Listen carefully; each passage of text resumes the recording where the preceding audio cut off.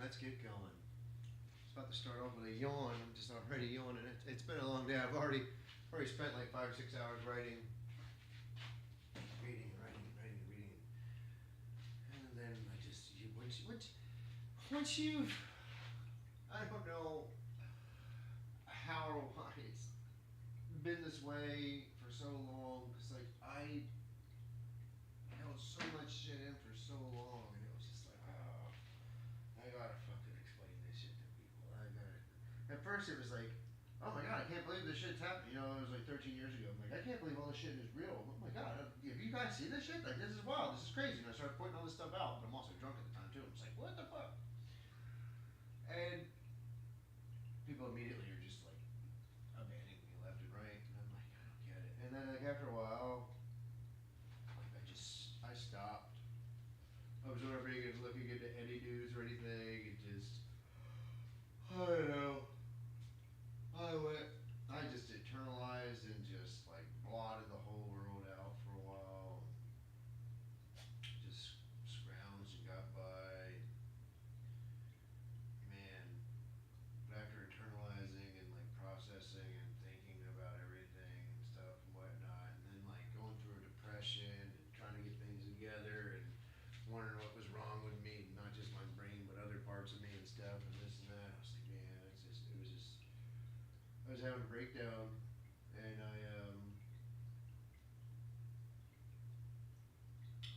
was drinking and stuff.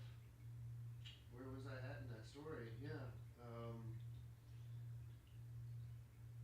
I was miserable, and then like getting all those appointments and stuff. Yes, and like the doctors and everything, and it was like a psychiatrist, and the psychiatrist, wants to put me on risperidone, which is like an antipsychotic. She's like, you're not psychotic, but I'm saying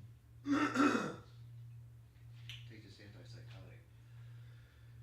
Oh, and then like I was on that for a while, and that was the whole thing itself. It was actually like a relief for a while. I felt like I had total full self control, and but it just wasn't mine. It didn't feel right. Just you know how it is after a while. At first, I was really like hell bent on staying on it. Like I have to, you know what I mean? Like no matter what, if I stop, I know it's bad, so I have to. But eventually, it did get to the point where I was like, I just can't keep poisoning myself. I don't know what the fuck this is, and this it's just it doesn't feel right. I want to feel like it's me that's making these decisions, and da da da da. But then on top of that, I started seeing a therapist, and that, like I said, that was what's continuing what I started talking about earlier. And I had been watching Dragula, the not Rob Zombie stuff, but the Belay brothers on Shudder. I watched like the first 4 seasons, I think, and I started seeing this therapist, and I thought we were gonna get along great. The first time I met him, he was wearing a Misfits shirt, and I'm like, okay, this is good. We're gonna understand each other. And then I had mentioned like how like I was like, it's so annoying though. It sucks so much. It's like I want to love on all these people, but they just like hate me, and all of a sudden it went from like everybody was cool, we all got along, and then just because I think like I don't want to pay so much in taxes, and I don't think that and I think we're being taken advantage of, and this and that, da, da, da, so I want to go in another direction. So all of a sudden now I'm a bad, evil, horrible person, and being stupid and not listening to what the fucking Jon Stewarts and Rachel Maddows and crazy fucking leftists in Hollywood want you to believe. If you're not believing in that shit, then you're wrong and you're evil and you're bad. And it was just such a passing comment, and I was just like, I just wanted to watch the show and enjoy the show without any messaging or you know what I mean, or like let's try to push an agenda across or nothing like that. It was just fun horror shit to me.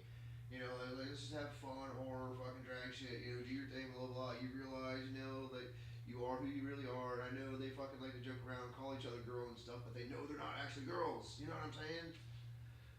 But anyways, and then after a while, like yeah, like the one made a passing comment about like, oh, that's how we get people like Trump elected into office. And I was like, man,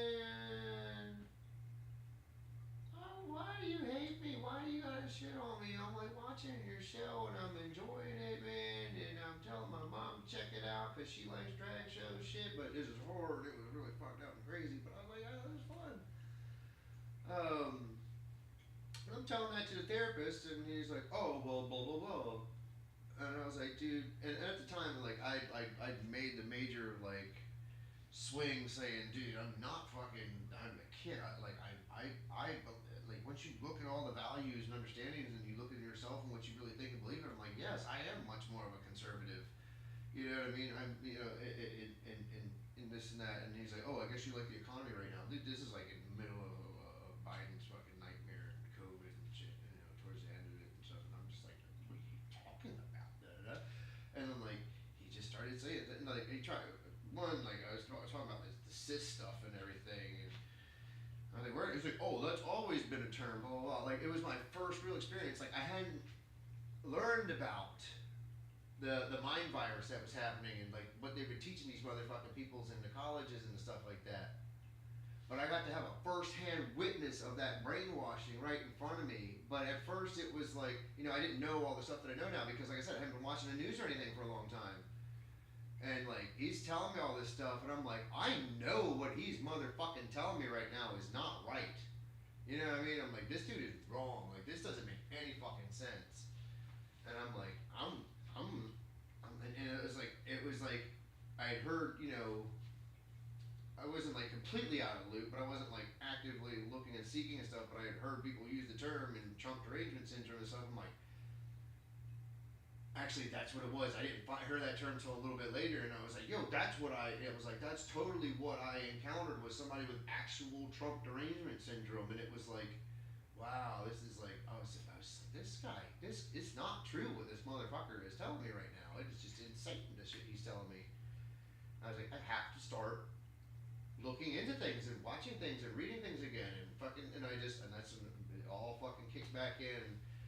And for the longest time, dude, I sat there so quiet and I just kept looking at stuff and I would read stuff and I'd see stuff and I was like, man, I don't want to start shit with nobody or get contentious or start making people being all like dumb like they were before, back when I first started figuring out all this stuff and was like so shocked by it and drunk and trying to explain it to people and no one wanted to listen. Then you just feel like you're the crazy outcast, so you just shut the fuck up and bottle up.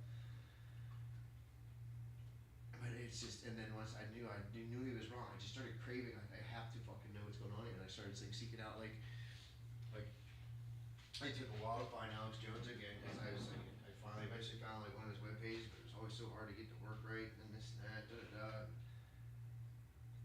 And so I was finding all these different sources and stuff, and it was, it was all like the Daily Wire stuff and Black Conservative Perspective and stuff. Like, I stopped watching him because I kept telling him, like, dude, stop using Morgan and Morgan as a sponsor or I'm going to fucking unsubscribe. And he kept using Morgan and Morgan as a sponsor, and I unsubscribed. I really liked him. It's a shame because he was really like good at like giving good breakdowns of different scenarios and situations and events that happened. Stephen Gardner's great though. I've been watching him. I watched Little Hive Mind, stuff like that. But I didn't know about them at that point. But Daily Wire stuff. Matt Walsh.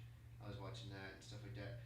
And a little bit of Michael Knowles here and there. A little bit of Ben Shapiro stuff here and there. I didn't really watch Ben Shapiro's show, but I would like catch his stuff here or there.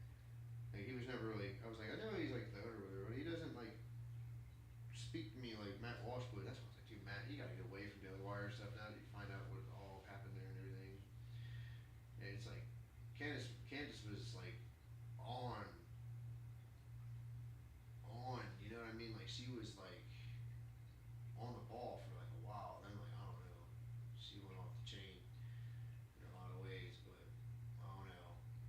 And Officer Tatum, I don't know where his head's at exactly either. Oh, it's so crazy. But I mean, I started watching a lot of that stuff, and it's like, it's so crazy, like how like everybody starts showing their true agendas and everything and stuff, like once they get what they claim they wanted, just so they could get whatever foothold they need to take advantage of whatever situation they need to take advantage and use it. Oh man, crazy. And I think that's why Charlie ended up being the one that got shot, man. Because I think he was the one out of all of them, he didn't motherfucking really have an agenda other than just wanting everybody to love Jesus. You know what I mean? Like, that was his thing. Even Alex Jones talks about it. Like, he was like, the dude was a dork, man. Like, he would just don't you just love Jesus? You know what I mean? And like stuff like that, you know. And it's like, but he's like, but that was beautiful. That's how pure he was. That's how like fucking just like innocent he was, and like loving how much he really loved Jesus. It's just so mind blowing like that. I think that's most likely why he was the one that ended up getting killed, because he was the most pure out of all of them. You know. I wasn't planning on going down this road. I just kind of started talking and things kind of come out of me. But yeah. So I started. That's why I said yeah, and then I just started doing it and said fuck it, dude. People need to know this shit. You know, I'm like reading stuff and seeing things and like videos and like old videos and like how things used to be and how things changed and why they got manipulated and how they got manipulated, and you know, digging back into all that stuff I already started to learn like all these years ago. You know, like 2016 is around when it started. You know, I explained that before. You know, into Obama and trying to figure out who are these people, which one of these people am I going to vote for, and it was just everything was just nightmare level that I found out about Hillary. And like, look, you got to understand. The computer that I was using to start this research on, I thought about this earlier too, like was completely neutral. It was an office computer that I was researching and looking up. I was like, well, let me look this. Who am I going to vote for? What's their policies? What is their background? Da da da da. And it was like, dude, everything was nightmare for Hillary, and everything was like relatively wholesome for Trump. Anything you could really bitch or complain about, and you're like, well, it's a fucking business decision. Do you not know how business works? And I kind of like, I would like the idea of just logically running the country like a business, because that's how it should operate. You should care about how the fucking money is balanced, profit and revenue, you know, difference and all that, you know. So this computer that I'm on, it's not my computer. You know what I'm saying? So it's like I haven't, and like I was walking in blind. You know what I mean? Like I really don't know what I'm doing here. I went from being all far leftist extremist to being like apolitical. I have to figure out like who's really telling me the truth here, who's lying to me. And you find out how much both of them have lied throughout the years, but you find out like that one has done nothing but lie the entire time, and the other one like came out of necessity to oppose these crazy liars, and but eventually they got kind of corrupted too, and that's what eventually made the uniparty type of thing. But they're still true believers in the cause and whatnot. That's why I explained the difference between a work and a shoot, and how all this stuff is like professional wrestling in a sense. Everybody's just falling for it and playing the roles and going right through it and acting right along with it. But yeah.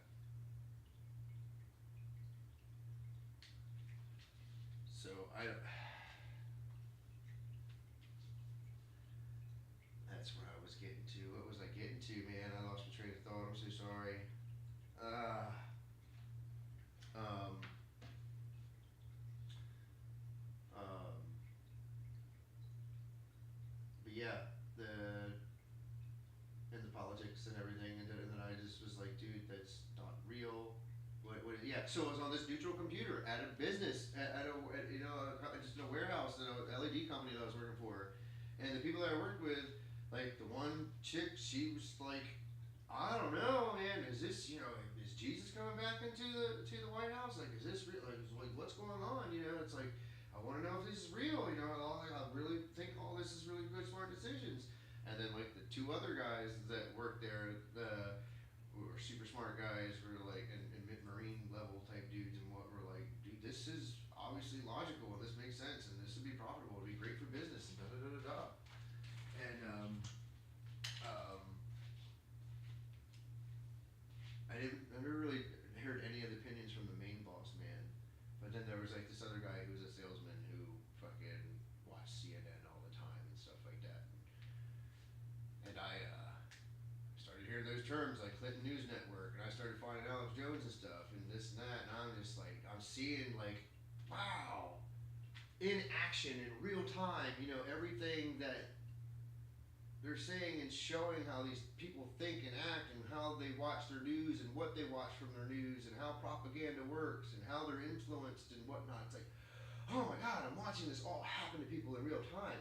And I'm thinking to myself, like, well, my friends that I've grown up with, there's no possible way they're falling for this shit. You know what I mean? Like I'm like sharing stuff and showing stuff, and I'm like, you get that right? Like, obviously, like, oh, check this out. Oh my god, did you see how they're lying about this? And they're just like, they totally placated me and like would just like not even like, oh my gosh, it's so crazy how much they all just fucking. Oh, Matt's going crazy. He's the crazy one. He's the blah blah. Oh, you always know. And that's the crazy thing. It's like I figured out all the reasons why I had to go through the things I went through and the decisions I made and the path I went through, and it just all starts making more and more sense over time. Some of it'll come out in my book and it makes sense to you and whatnot, but oh my gosh, I'm going on over 16 minutes now, and I haven't even gotten to the first note, and it wasn't even a bad one. And it kind of correlates with some of the stuff I'm talking about, because like language is a huge thing for me, and it's been driving me nuts how people are so fucking stupid about it. So many comedians broke down so many walls to allow us to use the language we use now just to have it all taken away. I have a whole other theory too that I came up with too about how the eventual demoralization and corruption creeped in, you know, from the liberal socialist agenda and the other brainwashing and propaganda that slowly stirred how it built up through the time and throughout history in America and everything. And I double checked like my thoughts and theories, and it was like, yeah, yeah, that's what I figured. But basically, just like I'll get into that another time. So many comedians, I'm almost 20 minutes in already. So many comedians broke down so many walls to allow us to use the language we use now just to have it all taken away. For God's sakes, we used to, mind you, these notes, I was making these notes before Trump got elected. These are before Trump got elected, right? No, these are after Trump got elected. So it's after Trump got elected.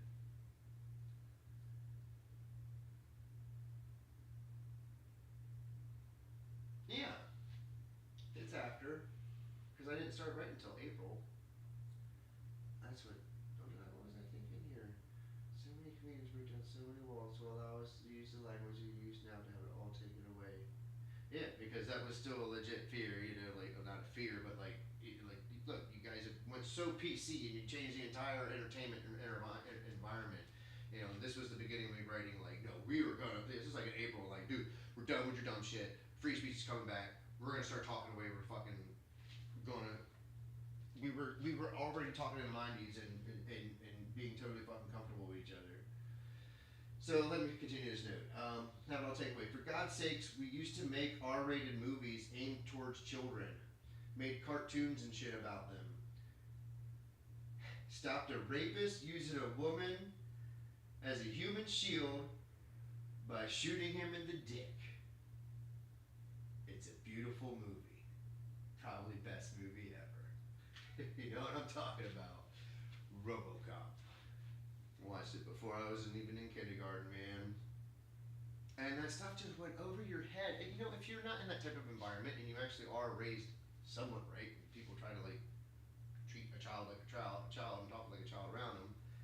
It's like that stuff like goes over your head. Like I couldn't even tell you any of the times anybody said anything like an F word or like the sexual content would just all go over my head, you know, because it's just like, oh, guys like girls and girls like, oh, we have a party, have fun, you know, like it was just always just like, I didn't know people did stuff, you know what I mean? And if people would say the F word, it just went right over my head. I had no idea what they're talking about. Are they just saying some adult word I don't know or whatever? Like even in Ghostbusters, when he said dickless, I was like, it didn't register when I was a kid, and I watched that shit over and over and over again, and that never registered because you're just when you're a kid, you're focused on so many other different things. Like you remember fucking RoboCop cop shooting that guy in the dick because you know how much it hurts to get hit in the balls, and you're like, oh my god. But you didn't know what that guy's intentions was with that woman. You just thought it was a bad guy with a gun. Maybe he's robbing her. You know, you're like, kids are so innocent, you know?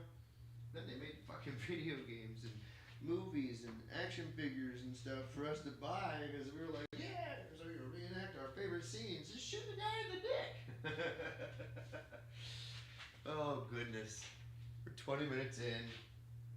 Well, oh man,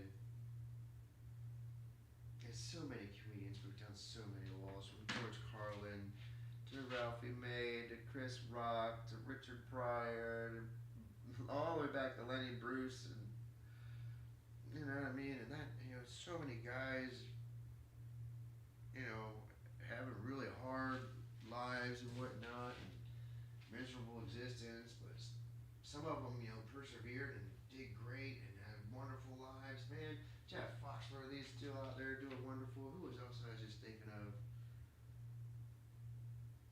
Oh man, there's just still just so many. Oh yeah, I was thinking of like some other older ones. The names are slipping my mind right now, but I could see them in my head. But it's just like some Bob Saget and Norm Macdonald, but and then there's I said the one guy from Boston, can't think of his name. You know, sticks the key, accidentally sticks the car key in his house, and his house starts up. I mean, there's some wonderful, fucking awesome dudes out there, man. And it's just that you got to know how to handle the road, you know. And I think that's part of why I had to go through the journey I had to go through, because everything in life prepared me to be where I am now. Because I can handle it and I understand it and the difficulties of it and what it's going to take to try to make something happen in this whole field of entertainment. Like, I've been girded and steeled up my whole life to be able to handle and deal with all this stuff and